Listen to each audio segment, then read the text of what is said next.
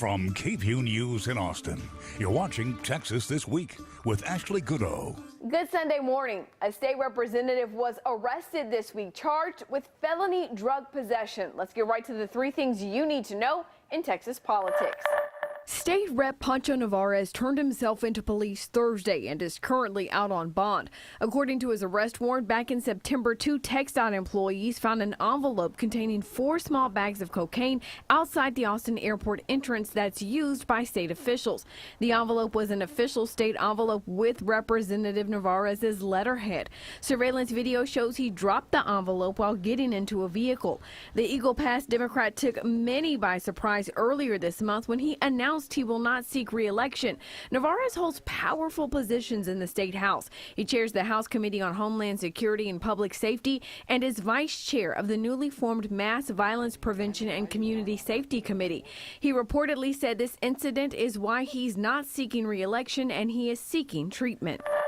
The state agriculture commissioner, known for making controversial statements, made headlines this week. Sid Miller responded to a post on Facebook stating a Confederate group wouldn't be allowed to march in a Veterans Day parade in his hometown of Stephenville.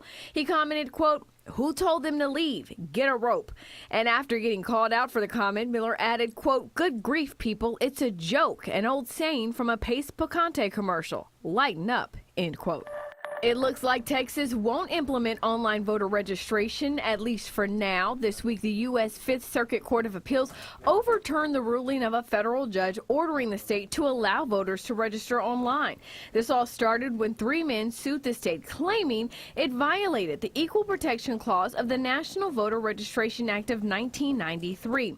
They each updated their driver's licenses online, and thought that by selecting yes in response to the voter registration question, they were registered. But when they went to vote, they weren't registered because Texas doesn't have online voter registration. The men argued people who update their driver's licenses online after moving are treated differently than people who go to a DPS office and can register on the spot.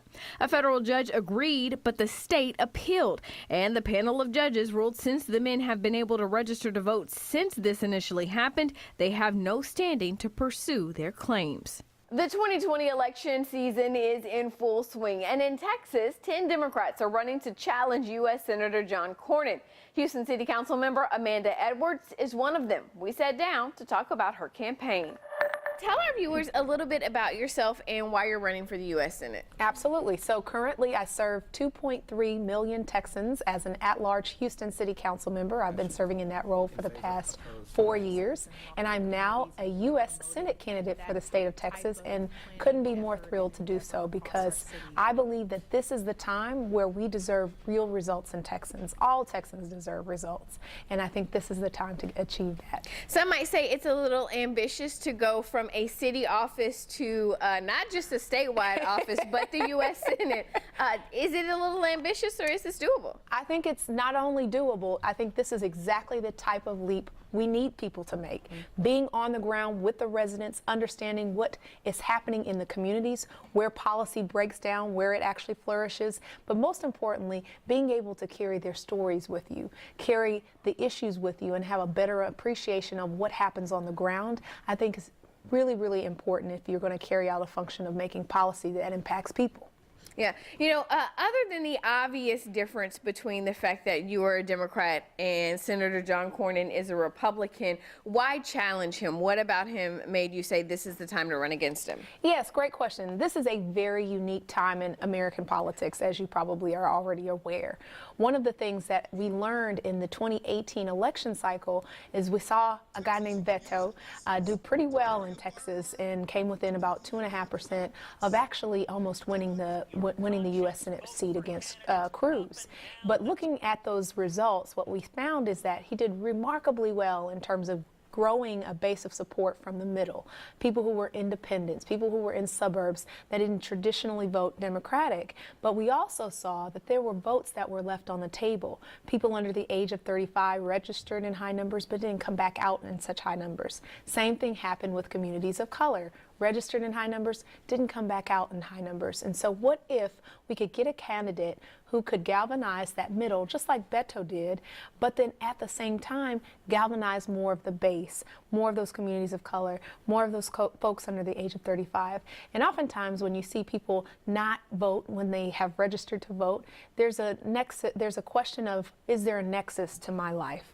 Is this vote really going to make a difference for me? And we've got to have a compelling enough of a candidate who not only speaks that as part of their message, but actually lives and delivers on that, which is me. I've been effective on a local level in terms of the things that we've done in the Houston community, and you've got to be able to demonstrate to people that you are going to see a difference in your life if you cast this vote. So not to get disconnected and just, you know, sometimes people get turned off by the campaign speech, and they want to see the results rather than just the rhetoric. And we want people to know that this is what this campaign is about. It's a movement about empowering people and delivering the results that they need in their lives. When we think about issues that are important to Texans, I think one of the top issues that come to mind is health care. Where do you stand?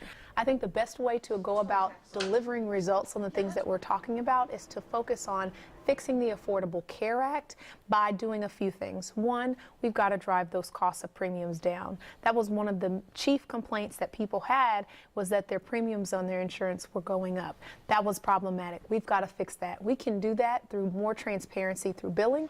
There are a lot of hidden costs associated with what comes out from, you know, your stay or your visits to a physician. And so figuring out how to drive those premium costs down is important. The other thing that we can do is also make sure that we have an affordable public option. So with Medicare for All, that's basically putting everyone on Medicare and having that big umbrella single payer system, as it's called, be available. In this case, you wouldn't say everybody's on Medicare. What you would do is have one public option that's affordable if people wanted it. So they don't have to get off of their employer-based insurance if they don't want to.